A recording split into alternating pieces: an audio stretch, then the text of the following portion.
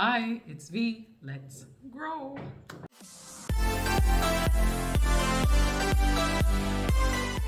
Welcome back to my channel. If you're new here, what we do, we learn about growing financially and making better decisions. We fix our relationship with money. On today's episode, we're going to be talking about, or in today's video, we're going to be talking about now that you have written down a budget and you see what is happening, you know how much you owe, how much you spend on whatever you spend it on. I am now going to help you to figure out ways to cut that cost, right? And there are ways to cut the cost, many ways, but we're not going to talk about all of them. I'm just going to give you some clues as to how you can cut the cost in terms of what you spend.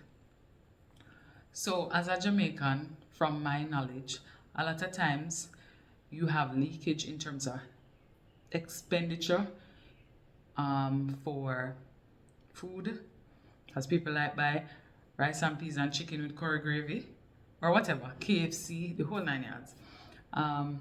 Clothes, what else? Credit cards, loans, all of those things. Those are some areas that people will spend more money on or spend on that they don't need to spend on. So I am here to help you, to just give you some suggestions, for example, on how to cut back the cost for food.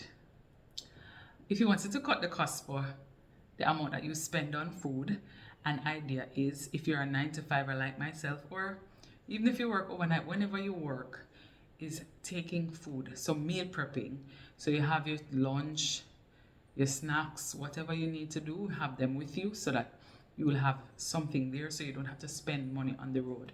Because once you start doing that, it's like a downward spiral.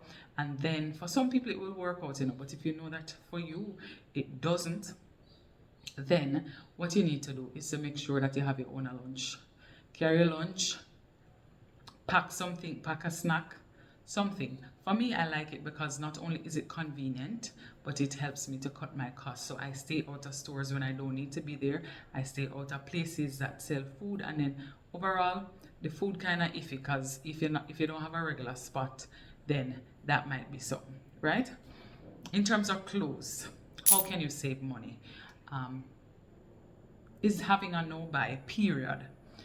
So a no buy period means that you won't buy any new clothes unless it is a need.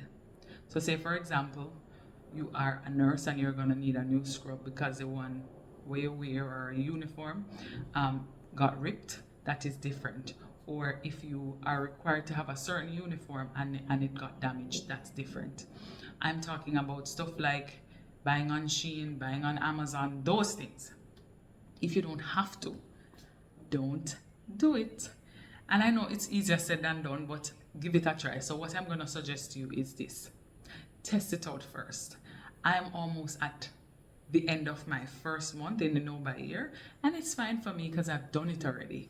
You know what I mean? And this one is a little bit more, it's not challenging because, as I said, I've done it already. It's just that I didn't do anything to prepare. So it wasn't a case where, oh, I bought a little extra this, bought a little extra that. No, I just decided whatever I have in my closet, I'm going to wear it, because sometimes we have so many things that we don't wear them. And then it happened that you just see more and you want to get more and you just want to consume.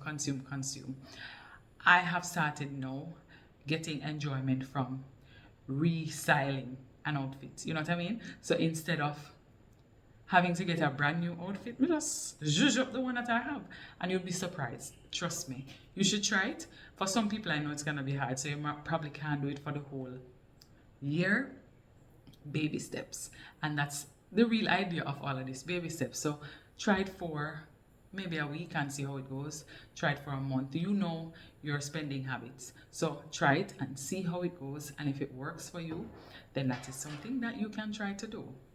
The money that you save on spending for clothes, another way that you can save is to stop use the credit card.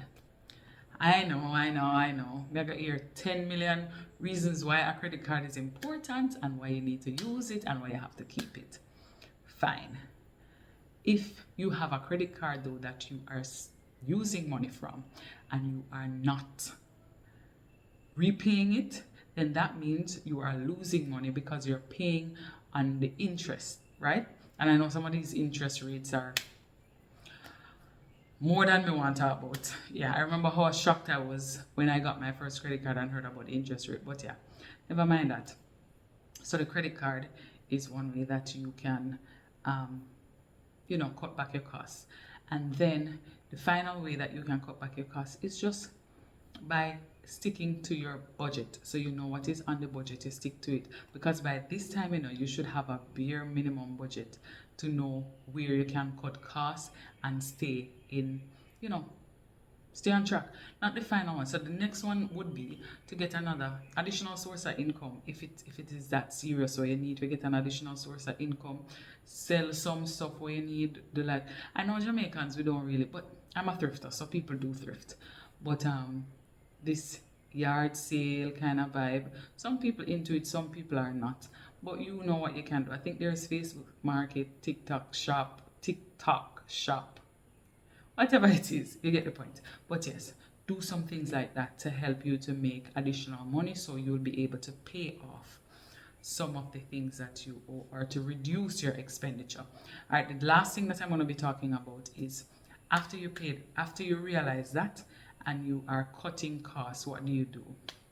If you have a debt, what we're going to talk about in the next video is how you go on to pay off that debt. So what I want you to do for me is to remember, think about the ways that what are you going to do to cut costs? Are you going to take your lunch to work?